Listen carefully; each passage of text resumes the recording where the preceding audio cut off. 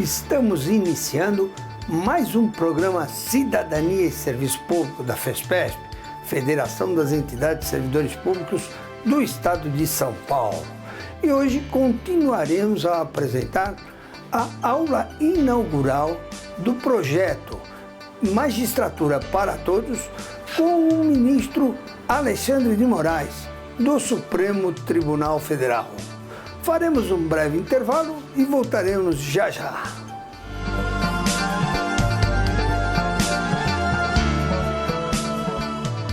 Cada estado editava uma lei complementar, o estado editava, e essa lei complementar era a lei orgânica para todos os municípios. Então, o município de Borá, aqui, estado de São Paulo, com 900 habitantes, tinha exatamente a mesma lei orgânica que a capital São Paulo.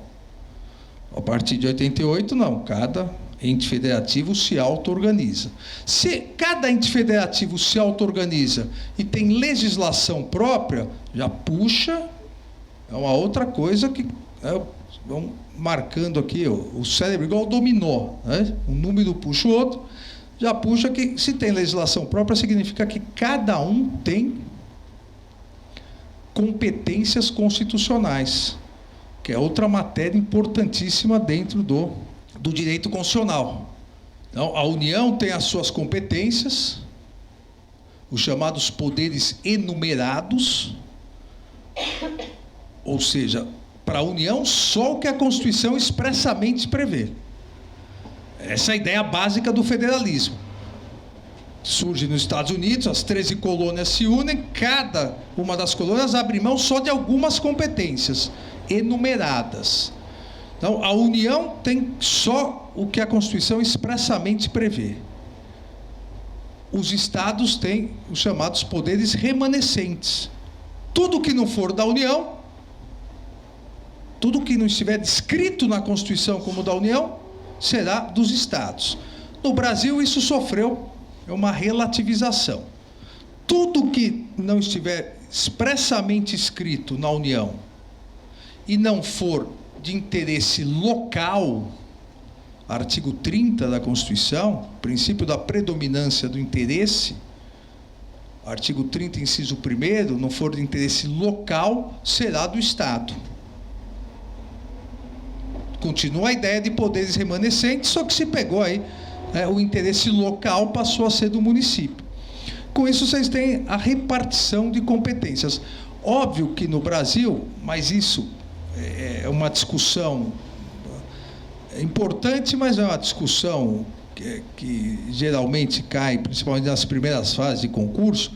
O problema no Brasil é que esses poderes enumerados da União são quase tudo. Pega o artigo 22, inciso 1º, já direito penal processual, civil, direito aeronáutico, marítimo. Isso porque o artigo 22 tem mais 28 incisos, sobra muito pouco para os estados. Mas o que tem que guardar é essa divisão.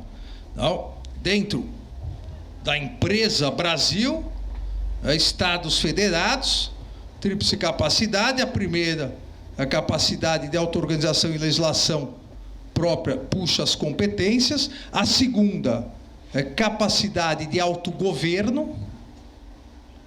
E aí, nessa capacidade de autogoverno, se encaixa um outro tema importantíssimo, que é outro título, é o título 4º da Constituição, separação de poderes.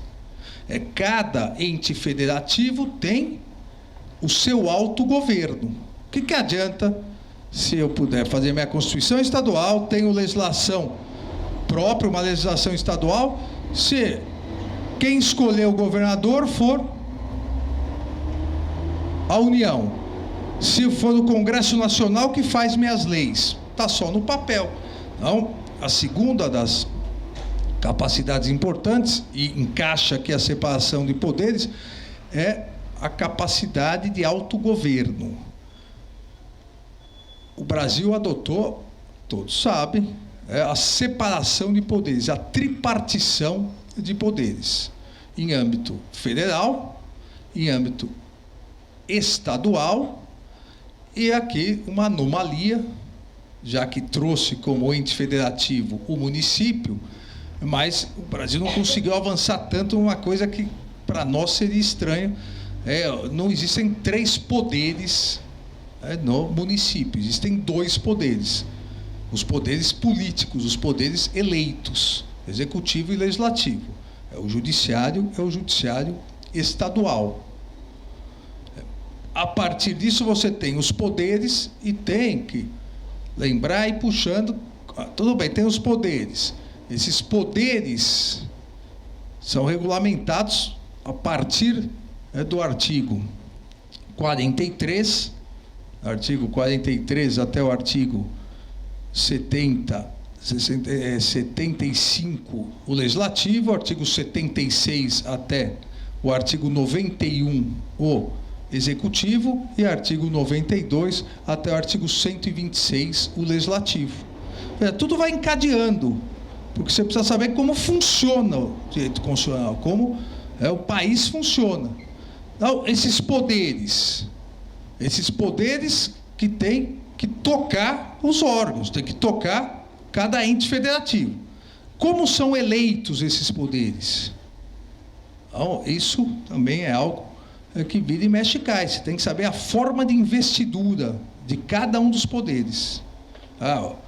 O executivo, o presidente da República, nós vamos ter eleições agora, dia 7 de outubro, primeiro turno. Artigo 77, parágrafo 2º e 3º, o presidente da República é eleito votação direta em 2 turnos, tem que ter maioria absoluta de votos.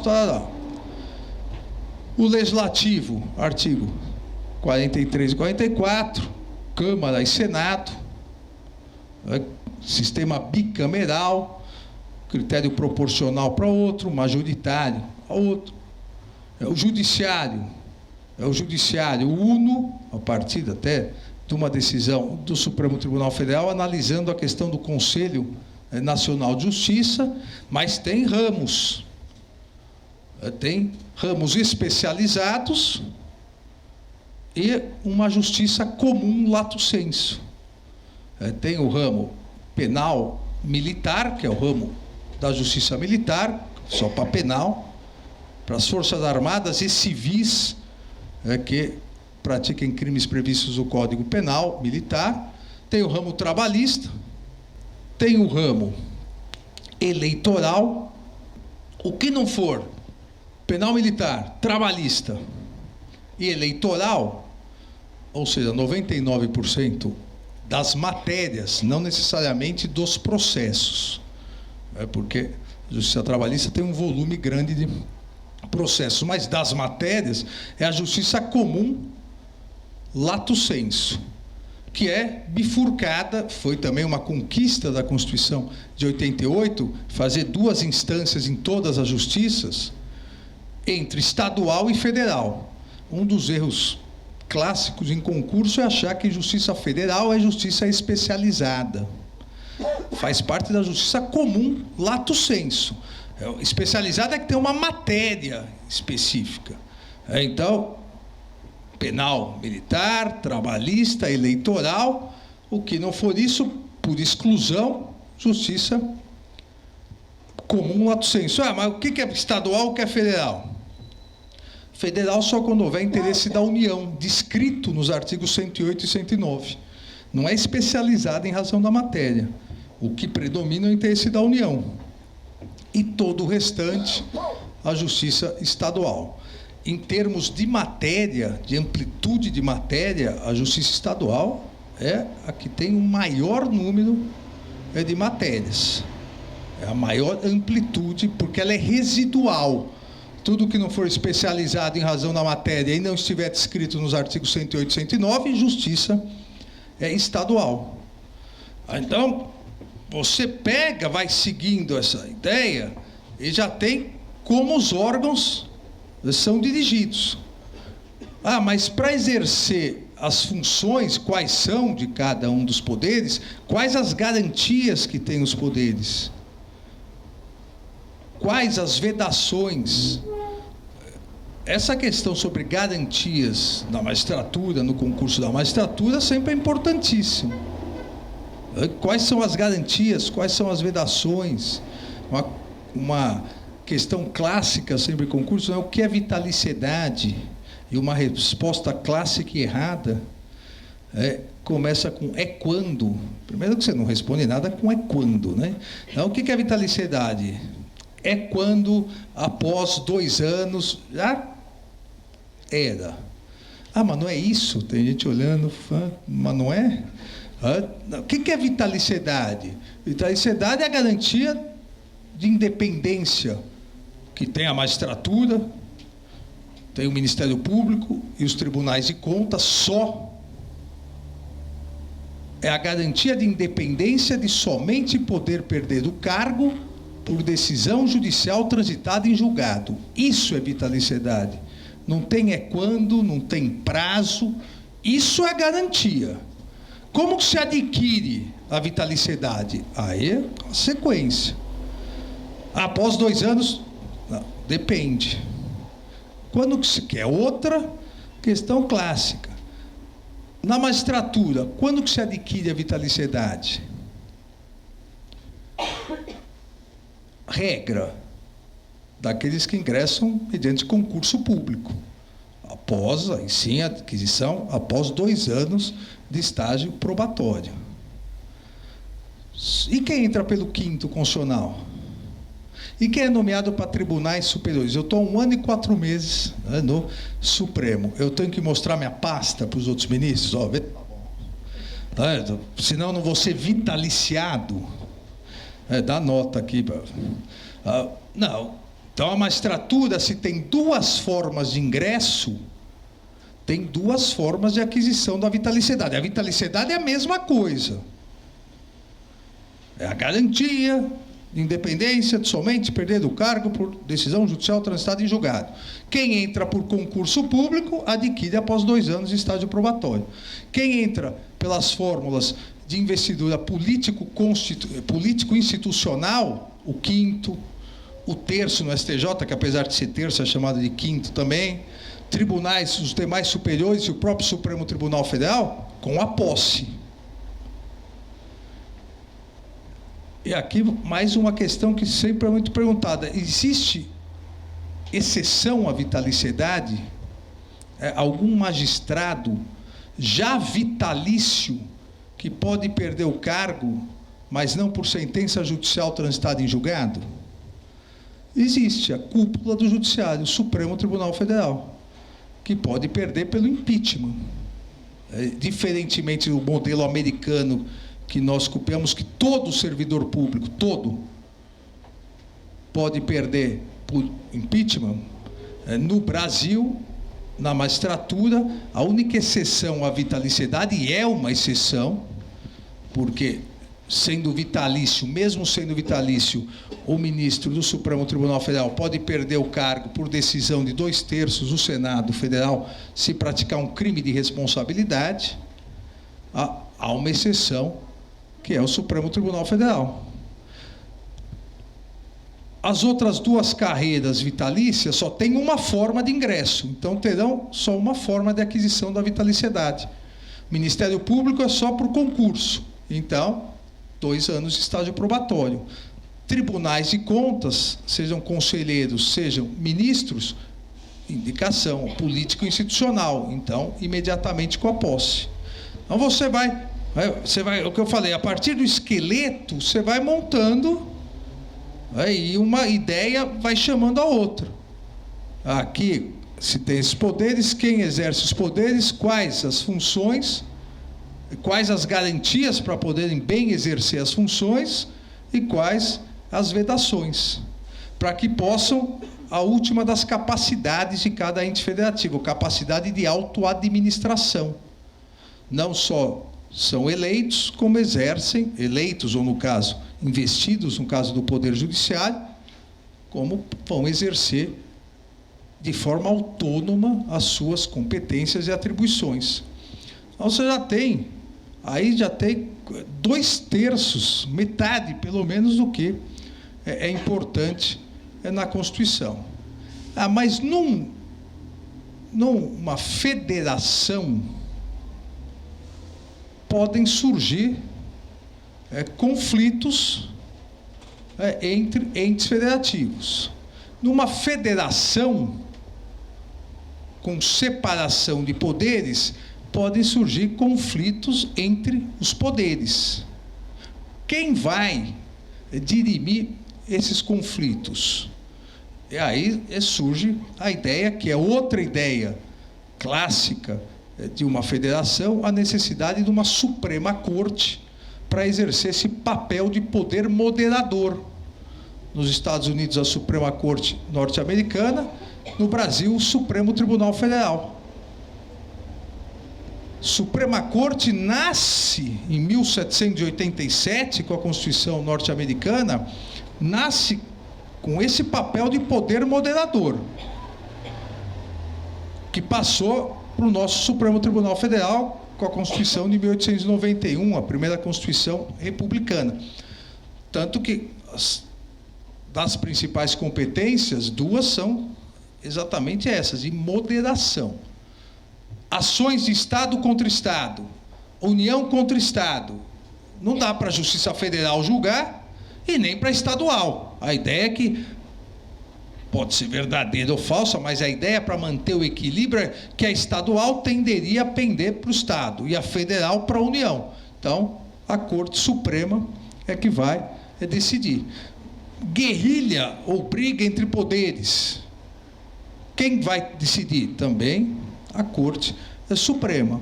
Exatamente por isso, quem participa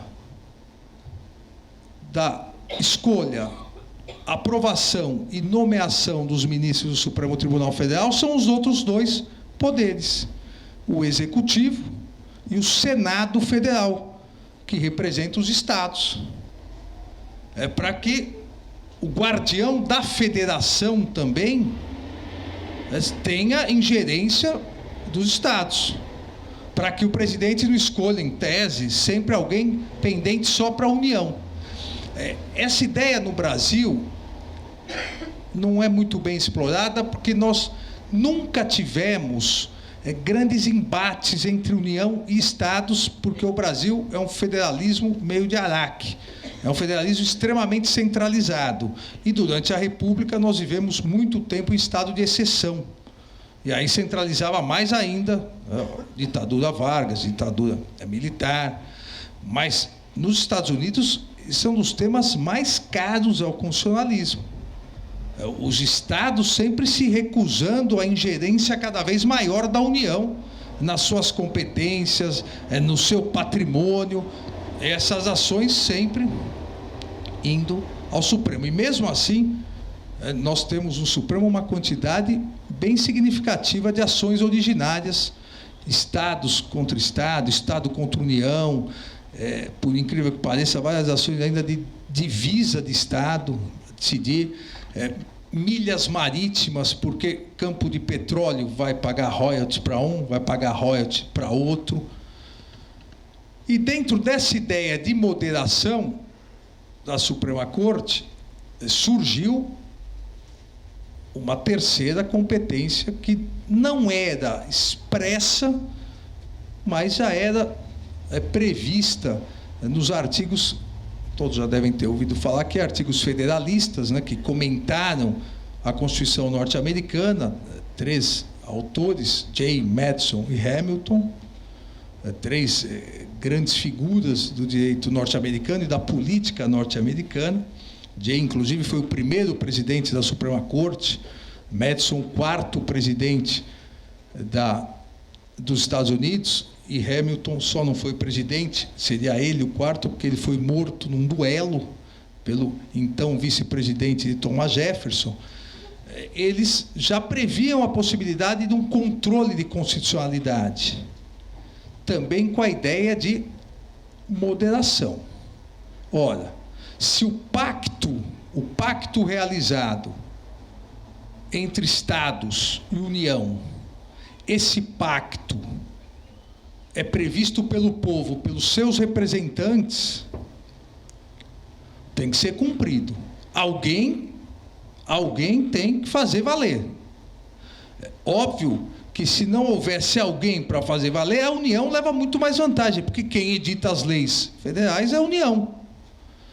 E aí a Suprema Corte passou a exercer, a partir do célebre caso, Marbury versus Madison. Madison é um dos autores, como eu falei, dos artigos federalistas. Na época ele era o ministro da Justiça dos Estados Unidos, que lá se chama secretário da Justiça. Marbury versus Madison, em 1803, se cria o controle difuso de constitucionalidade. O Brasil é um dos primeiros países do mundo a adotar essa prática do controle difuso, ou por via incidental. Já com a República, em 1889, em 1890, veja, antes da Constituição ser editada, foi editado um decreto pelo governo dizendo que seria crime de responsabilidade o juiz que declarasse incidentalmente a inconstitucionalidade se essa não fosse confirmada pelo tribunal. Há tempos atrás tentaram fazer a mesma coisa, o chamado delito de opinião, né, o delito de interpretação. A Constituição de 1891 garantiu aí o controle difuso. Então, o Brasil foi um dos primeiros países. O juiz brasileiro vestiu a camisa do controle de constitucionalidade. Talvez porque, lamentavelmente, nós sempre tivemos um grande desrespeito à Constituição. E aí a necessidade, obviamente, de detalhar, essa é uma das matérias mais importantes em concursos, se detalhar o controle difuso. Em 1927, na Áustria, Kelsen cria o controle abstrato ou concentrado. Todo mundo que faz direito detesta Kelsen. Eu acho que é uma das poucas unanimidades dos estudantes e de quem acabou de sair da faculdade. E quando fala Kelsen, todo mundo fala, aquele alemão daquela pirâmide chata, não é nem alemão, é austríaco, e não era nem uma pirâmide, era um triângulo, né, que ficou conhecido como pirâmide. Por óbvio, porque ninguém gosta. A gente está no primeiro ano da faculdade, introdução ao estudo do direito, tem que ler teoria pura do direito. Quem está no primeiro ano da faculdade quer fazer tudo, menos ler. Em segundo lugar, lê Kelsen na fase realmente mais chata dele. Ninguém manda ler. Agora começaram, Justiça Constitucional de Kelsen. Então, você vai... Não, é teoria pura do direito. Daí é norma...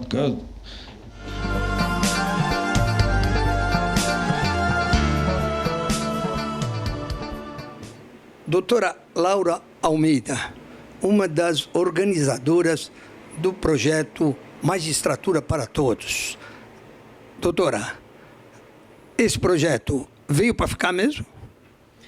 Com certeza. Hoje a gente começa com o pé direito, com uma aula inaugural do ministro Alexandre de Moraes, com a presença do nosso presidente do Tribunal de Justiça, Dr. Manuel Calças, com os nossos 49 alunos selecionados, os coordenadores, professores dos cursos, também o presidente aqui da CETEG. A gente espera que eles tenham um caminho aí muito profícuo de estudos e que possam realizar e ter condições de realizar o sonho de ingressar na magistratura. Muito obrigado, doutora, e sucesso ao projeto. Doutor Jarbas Luiz, um dos organizadores do projeto Magistratura para Todos. Doutor, como foi essa ideia magnífica de fazer um projeto desse porte? Primeiramente, obrigado, né, da associação, né, por nos convidar aqui e também nos entrevistar e esclarecer algumas questões. A organização desse curso, ela partiu de uma constatação empírica que nós, juízes e certamente também pessoas da sociedade fazem, no sentido de que a magistratura, conquanto ela seja democrática, ela não tem a mesma pluralidade que a nossa população, né? E parte disso nós sabemos que é uma decorrência de problemas, sobretudo de ordem econômico-financeira. Então, um pouco de sensibilidade, um pouco de constatação de realidade, certamente foi o que nos motivou, né, a tentar, de alguma maneira, auxiliar na democratização do acesso ao concurso da magistratura. Obrigado, doutor Jarbas. Parabéns e sucesso ao projeto. Obrigado. Felipe, o que você achou aí da aula do ministro Alexandre de Moraes? Boa noite a todos. Eu achei fantástica, uma aula expositiva, explicando de maneira sintética, mas concisa, todos os pontos aí fundamentais da Constituição e, sem dúvida nenhuma, dando uma amplitude para todos os estudantes aí do curso. E o que você espera desse curso? Eu espero sair daqui preparado para ser um futuro juiz, um membro do Poder Judiciário e, sem dúvida nenhuma, eu tenho total esperança disso. E eu desejo sucesso a você. Obrigado. Oi, Milton, o que você achou dessa primeira aula dada pelo ministro Alexandre de Moraes? Numa palavra, eu diria esplêndido. É uma aula que realmente abre a nossa mente, joga aquela raiz de aprender mais, de ter uma visão jurídica, de ter essa formação que o cargo de magistrado exige. Estupendo, fantástico. E o que você espera do curso? Muito conhecimento, ter essa bagagem não só jurídica, mas de humanística, como está na grade curricular, e sair daqui com uma pessoa melhor, em todos os sentidos, seja intelectual, psicológico, emocional, está cada vez mais perto de galgar esses postos grandes que é. E já vai se inscrever no primeiro concurso? Ah, sim, certeza. Inclusive eu estou acompanhando que já saiu o regulamento, hoje já foi dito que já tem a comissão formada, então já ir preparando bem para não ser surpreendido na prova e estudar. E eu desejo sucesso. Muito obrigado.